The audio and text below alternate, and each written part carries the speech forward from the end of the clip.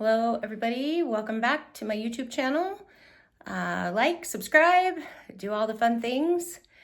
Today we're talking about the clairs. We're going back into that. I already spoke about clairvoyance. Today we're going to talk about clairaudience. This is clear hearing. This is where you just hear something in your mind, in your head, that no one else can hear. Maybe you hear your name called.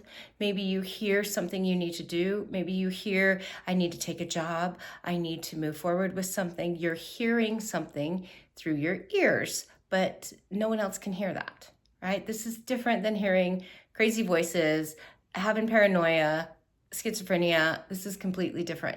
This is an intuitive sense.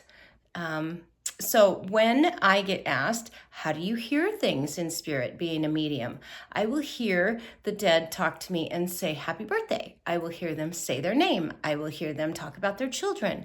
I will hear them tell me numbers, like let's say, for example, the number 5. And I will ask my client, what does the number 5 mean to you? And they will say, I'm one of 5 children, sort of thing. I will hear certain things that just come up in a reading, and I share that with my client. What Spirit has taught me is that when you're listening with your intuitive senses, your own voice is a conduit that you knew since birth. So, for example, when I'm talking to a loved one in spirit, let's say it's a male. Just because I'm a female, we're going to use the opposite. And I know that I'm talking to a male, and he's standing here in his military uniform, and he was a big burly guy. I might logically expect a big burly voice to come out of that. What I hear comes through my own voice as he's telling me what he wants to share. It is my own voice because my body recognizes my voice above all others. When you're born, you're in utero, you're in the womb, you recognize your mother's voice and your father's voice as they were around in your childhood. But as you grow, it's your own vibration of your own voice that your soul recognizes most. So when you're doing mediumship work, it's not necessarily the voice you're going to hear.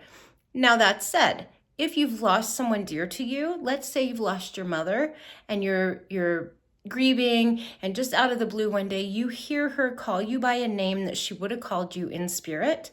Maybe she called you sweetie, and suddenly you hear, hey, sweetie.